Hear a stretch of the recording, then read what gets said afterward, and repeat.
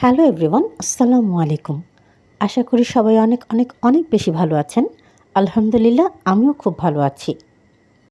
আজকে আপনাদের সাথে শেয়ার করতে যাচ্ছি খুবই ইজি, সিম্পল কিন্তু ভেরি টেস্টি একটি রেসিপি। সেটি হচ্ছে কলমি শাকের ভুনা। আমরা সবাই জানি কলমি শাক অত্যন্ত টেস্টি একটি খাবার, আর স্পেশালি এটি গরম ভাতের সাথে অসাধারণ লাগে খেতে। তাহলে শুরু করা যাক। এখানে আমি নিয়ে নিয়েছি কলমি শাক, সাথে আছে কাঁচামরিচ, পেঁয়াজ কুচি, শুকনো মরিচ, রসুন কুচি, লবণ, হলুদ, শুকনো মরিচের গুঁড়ো ও ধনের গুঁড়ো। তাহলে শুরু করা যাক। প্রথমে একটি কড়াইতে আমি দিয়ে দিচ্ছি কুচি করে রাখা কলমি শাকগুলোকে।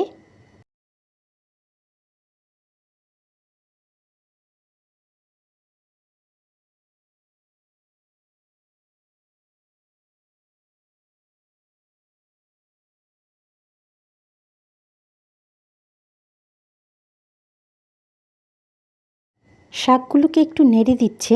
নেড়ে দেওয়ার পরে আমি ঢাকনা দিয়ে ঢেকে দিব, যাতে করে শাকগুলো একটু সফট হয়ে আসে। 4 থেকে 5 মিনিট রান্না করার পর যখন শাকগুলো একটু সফট হয়ে আসবে, তার মধ্যে আমি দিয়ে দিচ্ছি পরিমাণ মতো লবণ, 1/4 চা চামচ হলুদের গুঁড়ো ও 1/2 চা চামচ ধনের গুঁড়ো। আমি এখানে যখন ধনের গুঁড়ো অ্যাড করেছিলাম তখন ক্যামেরা অন করতে ভুলে গিয়েছিলাম। আর এবার এখানে আমি দিয়ে দিচ্ছি 2টি মিডিয়াম সাইজের কুচি করে রাখা পেঁয়াজ আর 4টি কাঁচামরিচ। এবার এই সবগুলো উপকরণ একসাথে মিশিয়ে আমি একটু রান্না করে নিচ্ছি।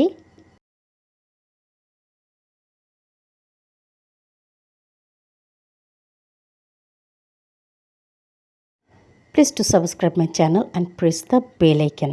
তাহলে নোটিফিকেশনটি সবার আগে আপনার কাছে যাবে আর ভিডিওটি সবার আগে আপনি দেখতে পাবেন। আমি কিন্তু ঢেকে দিয়ে শাকগুলোকে 10 থেকে 15 মিনিটের জন্য রান্না করে নিয়েছিলাম, আর এখন এই শাকগুলো সম্পূর্ণভাবে সেদ্ধ হয়ে গেছে।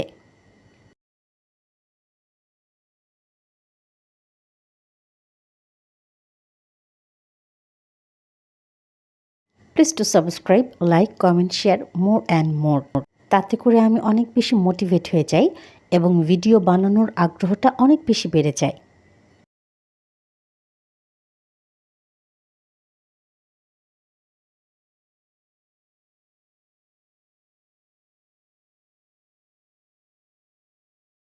এবার একটি কড়াইতে আমি দিয়ে দিচ্ছি পরিমাণ মতো তেল। তার মধ্যে আমি দিয়ে দিব কুচি করে রাখা রসুনগুলোকে। রসুনগুলো যখন লাইট গোল্ডেন কালার হয়ে আসছে, তার মধ্যে আমি দিয়ে দিচ্ছি শুকনো মরিচগুলোকে।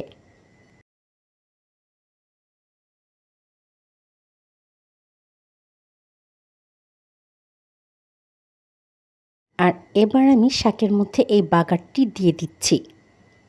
সবগুলো উপকরণ এখন খুব ভালো করে নেড়ে চেড়ে মিশিয়ে নিচ্ছি।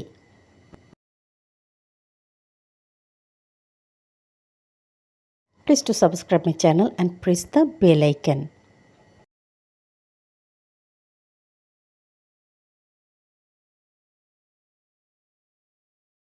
আমার কলমি শাক রান্না কিন্তু হয়ে গেছে। এবার আমি আপনাদেরকে পরিবেশন করে দেখাচ্ছি।